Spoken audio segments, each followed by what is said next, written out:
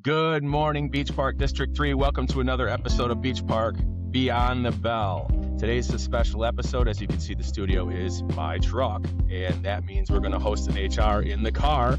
So C.A.R stands for Cultural Appreciation and Recognition, and today's guest is someone that I'm so excited about having because I know very little about what this individual does all day. So I would imagine the information we're going to get to extract from him and hear more about him will not only give us an opportunity to get to know him better, but also maybe understand kind of what's behind the curtain in the job that he does. Today, we're going to be joined by the man who keeps the gears turning, the budget balanced, the funds deep, the lights on. He is the man that I'm proud to not only call my coworker, but he's also a mentor to me. I get to work with him side by side every single day, and it's so great to lean on him. Please welcome the Director of Finance, Mr. Frank Adams. Yo, Mr. Adams. Good morning, Gabe. Good morning. How are you? I'm good, man. Good. We're doing this. We're doing it.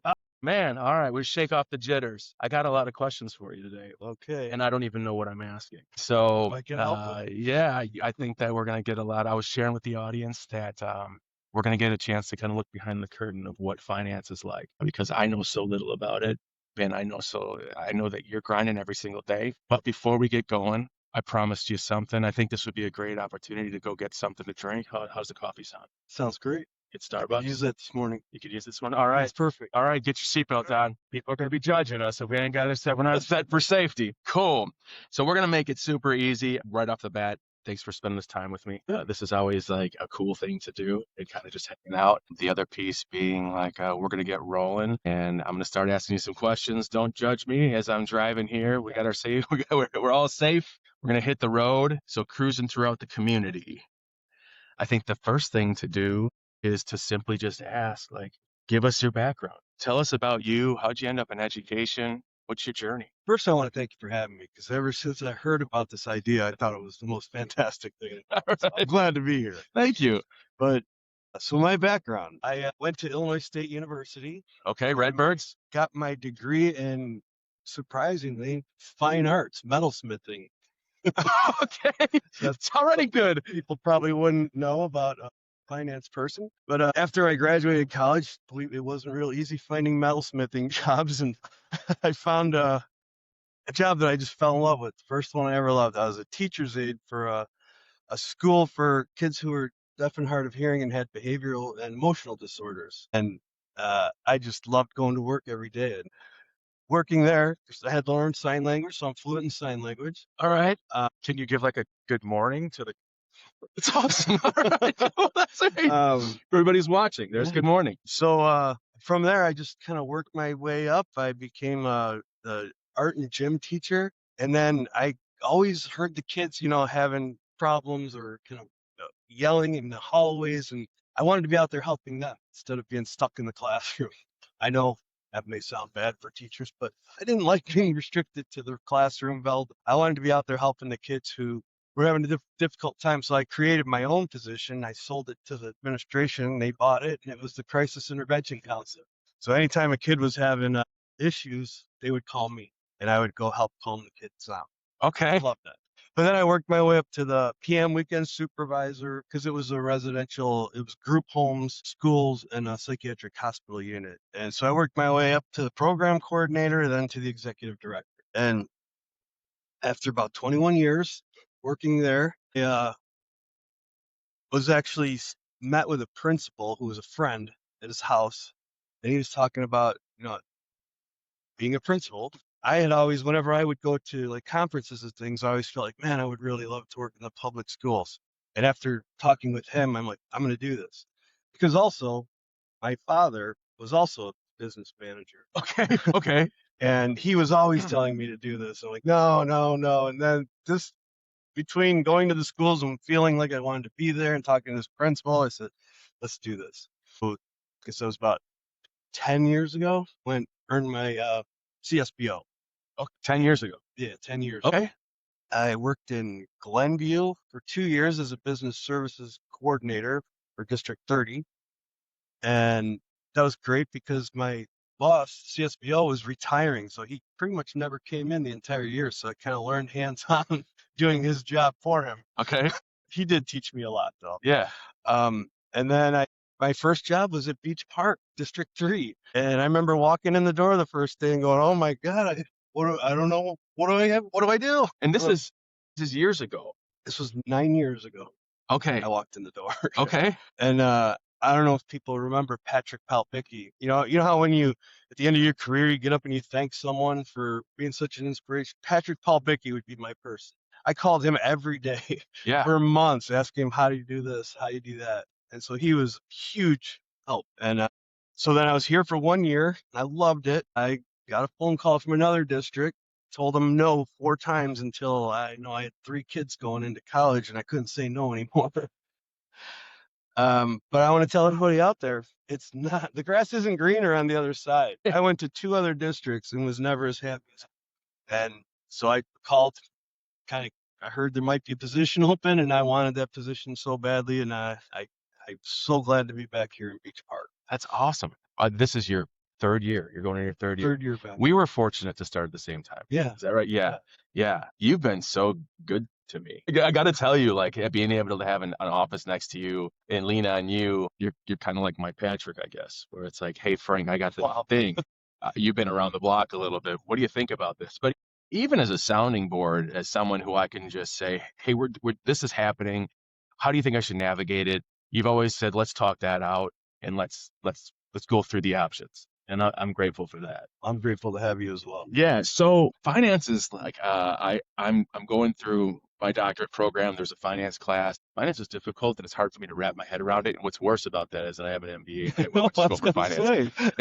It's daunting. I think school finance is daunting and you make it look really easy. But what sparked you to say, of all the options you're working with, high need students, deaf, hard of hearing, severe, profound, emotional, behavioral, in your pathway to public education as finance, like what drove you to say this is going to be the discipline? I have to say that just following my dad's footsteps was the main driver.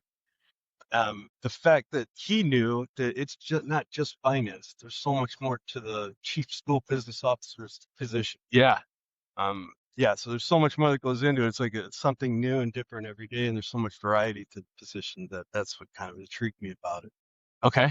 I mean, I love that you brought up there's more to finance than just the numbers. And we're going to get into that because that's the piece that I've gotten to learn getting to work with you that I'm really confident anyone listening right now, anyone in the audience just hasn't really made the connections. But when you say it, I think it's going to make a lot of sense. So looking back in your first year of finance, what's a piece of advice you'd give your younger self about the reality of managing a school district's resources? That's a good question. I would say the budget. I remember the first year, before I even started, I got the position here at Beach Park. The budget had to be done right away. And my biggest concern was making sure that, it balanced out, 0 at the end. And then I realized that after the few years that those numbers in the budget, while being super important, are not the end all be all, because you never know what might happen throughout the year. Could be a water main break, could be the state decides they're going to stop funding some grant or something, and that derails your entire budget, and then you have to figure it in the middle of the year. So just not having so much concern about each line item at the beginning of the year, and knowing that the budget, you can't stick to it exactly throughout the entire year. There may be some deviation due to emergencies. That's good to hear. I just feel like the pressure. Yeah, that's what it was. Pressure. So much pressure. It's not as much pressure. So the first year, I guess that's what I tell my younger self is don't put so much pressure on yourself on this. You have so many people to answer to. I mean, sitting in front of the board, I've sat in your levy presentations. Yeah. Content-wise, you do a great job. Present more than anybody else to the board, but I think my presentations are probably the most boring. I'm gonna find a way to get some entertainment in there. I guarantee that you think they're great. I mean, I like to listen to them. It's just, we made it. We made it to coffee. I mean, this was like the hardest part. Is like, did we get somewhere in the ride without any complications? Yes, what would you like? Hey, well, we'd like something to drink. So I'm here with one of my guests on a podcast, Beyond the Bell for Beach Park. It's the director of finance. I'm going to have him tell me what he wants. Perfect. I know we're at Starbucks, but I don't know all the fancy orders. I just want a black coffee. Black coffee. Your best black coffee. Got it taken care of. I'd love to have 2 of those. What size you want? We're going to go with the medium. Okay. Go with the grande. Perfect. All right, we're set. All right. What's your name for the order? Gabriel, See you here, Gabriel, 631. Thanks. thanks. So here's the funny thing, and a lesson I've learned doing these podcasts. When you shoot the podcast on your actual phone, you don't have access to your Starbucks app. Oh, yeah. Yeah.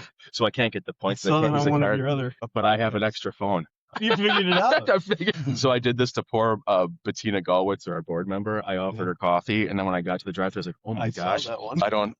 It was so embarrassing. It was so embarrassing. I said to her, like, "I'm so sorry. Like, this is so tacky. I'll pay for it." She insisted on paying for it. She's a super nice. She is beautiful, and I did catch up with her. I got her the coffee back later. I said, "Yo, listen, that was so unprofessional of me." So we got a couple of minutes. I'm sure coffee goes quick. You want to do a fun fact question? Sure. All right, check it out. If you had to swap jobs with somebody, all right. Good morning. Thank you. So if you had to, How much for the coffee? no, we're gonna drink it. Thank you. If you had to swap jobs with somebody in Beach Park for 24 hours, whether it be, what do we got? We got like bus drivers, teachers, maintenance, air professionals, principals, administrators. What I know it's surprise you. I want to be a food service person. Okay. First of all, I think that nutrition for the kids, thank you, you got it, is super important. So Yeah. even for their learning, they need to be, well fed. And I'm not sure everybody gets fed that well at home. And I think it's important that we feed them. I love that. But the most fun part is Thank you. I love that time of the day with the kids. I go in there sometimes on my own and just sit down with the kids and ask them about the food. And because it's a time where it's not so structured and they can kind of be themselves and have fun. So I would Dude, like to do that. Just to socialize with the kids, get to know them and feed them. That's a good answer. And fortunate being a principal, I spent a lot of time in the cafeteria. It is probably for the children one of the funnest parts of the day. Yeah, that's what There's like even for like they love specials, they love art, PE, they love music, but the reality is like there's still obligation and commitment and focus. Lunch is like we're just hanging out. Yep. I finally see my friends. They feel more relaxed and talk. When I walk into classrooms, they just look at me and I'm in shock like it was this guy. But in the cafeterias, they're like, "Hey, come sit with me. Come to our table." The It's food, so much fun. the food piece of that though, just the thinking about our kids need to eat is so cool. It's important to think. Check this coffee. I've never honestly ever had a black coffee at Starbucks. Really? I've had every other thing they probably order. So I've never had. here's the you and I. It's all you've ever had. Never had the other fancy ones. I just feel embarrassed because I don't know what to order. Yo, it's hot. Yeah, I know, right? Well, that's every person's first experience at Starbucks. Like, I just want coffee. Daughter was a barista in college. Okay. And she always asked me, "Do you want this?" The long word, and I have no idea what that is. Caramel frappuccino, latte, latte, chai, tea. I know. I get it. Dude, I get it. Oh man. All right. So that was a quick fun fact. Some job things going here. People see you as the payroll coordinator, the finance guy, but your reach is a lot broader, and you kind of touched on it. Can you explain the hidden pieces of what your department does and how you support our teachers and staff every day outside of spreadsheets sit behind the desk and just money? Like, what's the reach? Yeah, well, my position oversees technology, buildings and grounds, transportation, food service, insurance, risk management, benefits. So it has pretty big reach. That's why I like the job so much. There's so much variety to it. You're not just like an accountant looking at numbers all day long. Yeah. And all kinds of stuff. In my head, I think I know that's kind of what I thought it was. It wasn't until I got into the district and started working in the district office that I realized you really manage and lead both the director of technology, Micah Miner, and Tim Jansky, buildings and grounds. They're so good. They're easy to lead, though. Yeah, They're both so good. yeah. You host these meetings for We Got Quality. That's what I was going to tell you about. Go. How I feel it reach the teachers or the staff is through our continued quality improvements that we do through the HR and business office. We have meetings every 2 weeks, and we put together a plan called continued quality improvement. And there's probably 12 different goals within that continued quality improvement plan that we work on to try to make things better for our staff, such things like how to streamline tuition reimbursement requests or streamline any kind of paperwork that teachers may have to do. Yeah. Even enrolling in benefits, how they can do it on the computer instead of having to fill out paperwork. Other things such as manuals, getting guidelines and processes put together so we can get teachers and staff to more easily understand how to do things, understand how the process works. So those are things we continue to work on. So I think through the CQI process is how I mostly touch teachers' lives. Is there anything in the district that you do that people might totally misunderstand? There's something that I think that people completely misunderstand is that they think there's just a big pot of money and you can just do anything with that pot of money. There's not. There are so many rules and regulations that go with it through the school code. There's 9 different funds. I don't know if everybody knows that. Wow. So you have a education fund, operations and maintenance, transportation, debt service, fire and safety. So there's 9 different funds, and each one of those has its own specific rules. And then it goes down to the account structure that is also through the Illinois Administrative Code 100. And so that ties your hands even more on how you can spend money on whether it's supplies, purchase services, salaries, and benefits.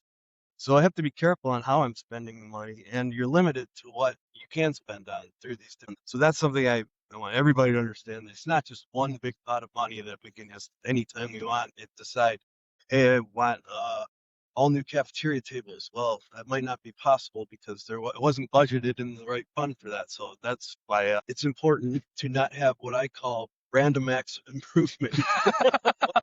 Yeah, that's a good way to put it. Random acts of improvement are like when somebody in the middle of the year decides, hey, we wanted all new furniture in the classrooms. Well, that would be something that wasn't planned for, and I just really can't say that, yes, we could do that because it wasn't planned for in the budget. You would have to try to structure the budget the next year to figure out. So That's a big expense. when you let's use that as an example. Let's say we need new furniture for the classroom. When do you start planning something like that? Is it 1 year, 2 years? Like how long does it take to work on something like It would that? depend on the project. Like if it was all new furniture for the entire district, it would you'd start the next year and you figure out, oh, we need it. Okay, how are we going to plan for this next year? And then if it's that large of a project, you might have to phase it in over a couple years. Do one school this year, one school the next year. Okay. It's difficult to do these much bigger projects just all at one time. Like tiling the floors at the middle school. We couldn't do that all at one time. You just can't do that in 1 year's budget. We don't have the finances to do that. So you phase it. And we did that 3 years. We're in phase 3 this year. Where the money comes mostly from our taxpayers. So you have to be responsible with the money. It's all the people that live in your community. It's their money. Most of that, it's say 75% of it comes from the community, and then the state. I don't know. We used to have a general state aid formula that gave every district the same amount of money, and it was nowhere near enough to help the districts that needed it, and the districts that didn't need it, they still got it. Now they've created what's called evidence-based funding, which is the new formula for state funding, and it's just been a world of help for District 3. So probably when I said 75%, I would say 60% comes from taxpayers, and I would say 35 comes from the state. And so that's just been a super help. And then you have federal funds, but that comes through the form of grants like Title I, Title II, Title III, teacher vacancy grant. Those come from federal government. So under the old model, just if I get it right, the old model, it didn't matter how affluent or poor the district was. Everyone got the same. Yeah, it's the like new model per student. Per student, You okay. get $900 per student. Yeah. And it didn't matter, your Wow, that's a huge difference. So Yeah. that's really the kind of that encapsulates what evidence-based funding really is. That's great news. Yeah, it's been fantastic. How would you say, for peace of mind for the people that are listening, how do you feel about our current financial state as a district? Because of EBF, our financial state it's healthy. I don't know if people know, but maybe 10 years ago, when I was here, the first year, we had to take out loans to make payroll during the times when taxes weren't coming in. Because taxes come in, receipts come in like in June and September. So you get just huge chunks of money at that time. So you're flush. But then you don't get any from June to September. Yeah. No money's flowing in. Yeah. So your fund balances go down. And then 10 years ago, they went down so much that we couldn't make payroll. Now we're able to. So we're financially healthy. That's awesome. Yeah. That's awesome. What contributes to the financial health? Well, the evidence-based funding is what contributes to our health, but it's also good budgeting and good stewardship of the taxpayers' money. Yeah. And, the business office is doing a good job with that. The business office did again. So, with regard to your department, trying to figure out what a good way to put this, how ask a question like, sometimes people will say, Frank's going to say no. So when Frank says no, what is, I work with you, so I know that you are very fiscally responsible. You're brilliant. You're an intelligent man, and you always have a reason. And you have a huge heart. Like, excuse me, you have a huge heart. It's noise. I know you have a huge heart, and you are every single conversation I have with you is kids first. What about the kids? And then let's see what we got to do. So when there's a financial no, how is it a strategic yes for kids? Well, like you said, everybody thinks I'm the no man. I'm not. I try to say yes whenever I can. Yeah. I mean, especially when it affects the students in a positive way. I want to say yes. I always want to say yes, but sometimes you can't. And it's because you're restricted to the budget. And like I said, with the random acts of improvement, you can't be doing that. Yeah. But as far as the kids, whenever I make a decision, you think, okay, how is this going to affect our students? That's the first question. And then if you ever have to make cuts, I would make them furthest from the classroom. Like, you're not going to cut teachers or supplies for the kids or their food. You're going to do it something further away. Like maybe we budgeted for new tables. Well, that's not going to affect the kids and the lunchroom tables as much as it would to be cutting a staff member or something. Yeah. You look furthest away from the classroom. That's great to hear. That's awesome. How do you think a strong financial foundation supports attracting high quality teachers to our district and keeping them for the long term? I think I guess being able to let have them go back to school, having the fund to let them go back to school, increase their education. Yeah, can you do that? That's attractive, and I think that helps keep them staying, as well as professional development, being able to send them to conferences that can help them gain more knowledge on the different fields they're in. Yeah. So I think that's important and helpful to keep and maintain, attract and retain teachers. Continuing education. What does tuition reimbursement look like? It's a question we get recruiting. In the mentor program, there's kind of like the top two, like how can you support my continued education? Really? Yeah, so it's a great, it's a really great. If you were speculating, like if that was speculation, you hit it on the head. Especially ISU. Yeah. So ISU, I think they're trained to ask specific questions, and it's always, what does continued ed look like, and what does support for me look like? How can the district support me grow as a professional and make sure I'm successful? Is there some specific project right now that you guys are working on, maybe with Tim or Micah, that we're using some finance for that's going to make a visible impact to the kids? I would say Tim and Micah are doing a lot behind the scenes. The technology, we've really advanced with our technology, and Tim is just building relationships with people, and people are trusting him because he's doing a great job, and he's very receptive to everybody's ideas and responsive to their requests. So there's a lot of different things but I think one of the things that I'm most proud of is after school clubs. I love being able to provide kids with more opportunities. And so being able to budget and, kind of run the after school clubs program has been really special to me. And I want to thank every teacher that has applied for a club. And House School, man, you guys are killing it. You have so many great clubs going, and I think the kids are loving it. And I appreciate all of the teachers that have taken on clubs. Have you seen 3 years, you're in your third year now, have you seen a growth in the clubs? Yeah, the first year was like pulling teeth to get people to do it. And this year, and I budgeted a certain amount for it, and it didn't come anywhere near it. This year I went over budget. Don't tell anybody. Yeah. We went over budget. Does that beg the question then, so now next year as the finance manager, you're going to put a pin in that and say, next year I want to add more to that fund? For sure, yeah. Okay. Yeah.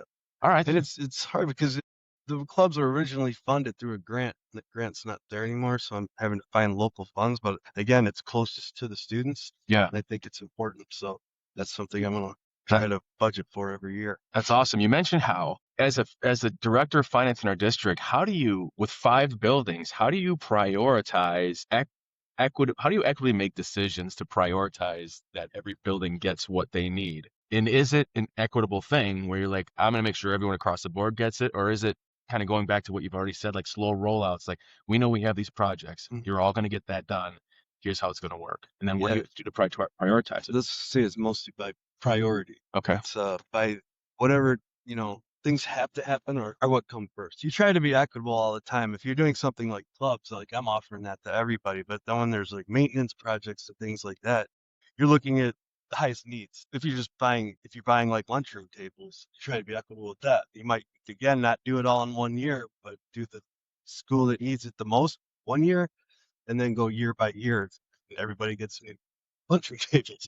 As far as like, we have to replace it. There's all the things people may not know about, but there's like the $60,000 job where we have to replace pumps at Kenneth Murphy because we have to go in every morning. Well, not me, Tim and Alberto or somebody has to go in and restart the pump every single morning. It's like rebooting your computer. Yeah. And this is what gives us water pressure in the entire buildings. That's something that you just don't see, but has to be funded. And so that wouldn't be equitable because every school doesn't need that pump, but Kenneth Murphy does. So those are like the priority things that we look at first. Yeah. Is there anything else you want to share about finance and your position that would help people in our district better understand you've covered a lot. So I'm not sure there's anything. Yeah. But is there anything I didn't ask you that I think you'd want to share? I don't think so. No? I think we covered it. Yeah. That's awesome. All right. I'm going to get into some fun questions then. Is that cool? Sure. All right. Because that was the guts. All right. So bear with me. I know, listen, like these are nerve-wracking, right? Like I get it. Like the beauty of this process is that people just get to know you and I, but more importantly, you. Like I love to facilitate the questions, but I get so much joy out of the guests getting to come on and share who they are because it's the best part about you, Frank, is your personality. Like, and I don't think people get to see it because business is business, right? And work is work. So I get to see all these pieces of Frank that people don't get to see. And that's what the fun questions are about, because I think it's just about having a good time. Right. And you're like such a good time. So what's your go-to song if you're 57-year-old, 23-year-old? You're a 57-year-old, 23-year-old. Put a pin in that. And then when you guys see Frank, let them know that, yeah, you're a 57-year-old, 23-year-old. And it's the truth. It's the truth. If everybody watched the video during our Institute Day of the guy dancing on the hill by himself, who ends up getting more people to join the dancing because then they're all worried about doing it, and then the majority are dancing. Frank, that's you. You can get a crowd going. You're driving to work every morning, and what's the go-to song? Is there something specific you listen to every day, or what's your favorite song? My favorite song? I like jam bands. So I'm not into lyrics and everything. I'm into the music. So my go-tos every day coming to work are let's see, the Grateful Dead. The Grateful Dead. People may know that about me. That's a true jam band. And then Billy Strings and Goose. Not many people know who they are, but they're fantastic jam bands. All right. Well, since we're on music, what's the best concert you've ever been to? Best concert, that's an easy one. March 6th, 1992, Landover, Maryland, the Cap Center. Okay. I was backstage at a Grateful Dead concert, and the stage manager told me to go with him, and he walked me up on stage behind the drum set for the second set of a Grateful Dead concert. I will never forget that as long as I. Okay. So different generation a little bit, you and I grew up listening to, when it come to jam bands, Fish was a band that we used to go and listen to. And if you're listening to jam bands, like one of the big things, like you tour with the band, I got to ask, how many Grateful Dead shows have you been to, do you think? I've been to 88 Grateful Dead shows with Jerry Garcia. Forms of the band afterwards, it's 115. 150? Yeah. Okay. When did you start listening to Grateful Dead? First concert was in 1984. Alpine Valley. It's a great place to go. I started listening because a guy who lived across the street from me one day pulled up at a stop sign. We were right next to each other, and he threw me a cassette tape, that's how old I am, of one of their albums, and I fell in love with one song, and then I heard somebody ask me if I wanted to go to the Alpine Valley. I'm like, yeah, and that was it. Did he just throw it out the window and go, listen to this, kid? Yep. It's going to change your life. He didn't say that. It's going to change your life. It did. It completely changed. Oh my God, dude. That's awesome. All right. How about if you could acquire one superpower, what would it be? To be able to tell the future. That would make budgeting so much easier. It's a good one for so many reasons, but that's very selfish of a district. If you're stranded on a desert island, what would be the one thing you would choose to eat for the entire time you're there? Ooh, that's a tough one. It would be Mexican food for sure. That's my Mexican food, favorite. So okay. yeah, tacos. I would bring Tacos? tacos with me. And I also, because salsa, this year I've become a salsa chef. I'm trying to find the perfect salsa, so I make it all the time. So are you gardening That's these? how it started it. I started tomato plant from a seed in my office. That window in my office is like the greatest thing in the world for growing plants. If you ever come to my office, Yeah. you'll see that I'm being taken over by plants. That's true. I'm going to take a picture and you guys going to drop it in right here. Yeah. But I started a tomato plant. I've never gotten so many tomatoes. There are hundreds of them off of this one plant. And so I had to do something with the tomatoes and I started making salsa. So All right. That would work on an island. If you could just get the ingredient, you could probably make the rest happen then. All right, because you got a green thumb. I agree with you. All right, so let's go with any hidden talents or hobbies that you have that people wouldn't know about. well, like I said, I graduated in fine arts and metalsmithing. That's one of my hobbies. In my garage, I make precious metal jewelry. I have acetylene torches and all the tools in my garage to do that. Dude, that's awesome. How did you And get fishing is my other big fishing? hobby. Okay, how'd you get involved with the metals? Just you liked it. Well, when I was in school, I had no idea what I was going to do. I had no idea what I wanted to graduate in or what my career would be. So I was just taking different things like accounting or forestry, all different kind of majors. And finally one day I walked into the metalsmithing room. I don't know why, but I watched like, this is pretty cool. I signed up for the one class and I just loved it. I wanted to be in that room every day, just, soldering, melting metal with Yeah. fire. And I just loved it. Hammering metal. That's I loved it. awesome. Yeah. If you could give advice to a new teacher in our district, someone starting out early on the first couple of years, what advice would you give? The advice I would give you is learn about your retirement. Learn about the teacher's retirement system and how that's going to affect you when you retire. Learn about fees, because the sooner you do that, when you first get your job, you're going to be like, oh, health insurance, retirement. Why I think about that now? I'm so young. But if you do it early, oh, it's gonna make a world of difference by the time you're ready to retire. That's great advice. What do you love most about Beach Park District 3? Oh man, it's just the people I work with. That's like I said, the grass isn't always greener on the other side. At one district, one of the principals came up to me and actually said, "Man, you live on an island." Because I never talked with anybody. Nobody came and taught, asked advice, and it was weird. So the next one, just the personalities didn't mesh. And then when I came here again, oh my God, this has been fantastic. I love working with everyone. It's like a family. Yeah, it is like a family. It's a family. Yeah. That's the environment that I want to work in, and I'm not leaving. I love it here. I'm not leaving either. We're stuck together. Good. Dude, what a good time. Yeah, thanks for having me. Thank I you for couldn't wait doing to this. do this. Thank you for doing this with me. I hope everyone at home just really got an opportunity. Anybody that's listening in their car right now had a great opportunity to just get to know Frank better. He's amazing.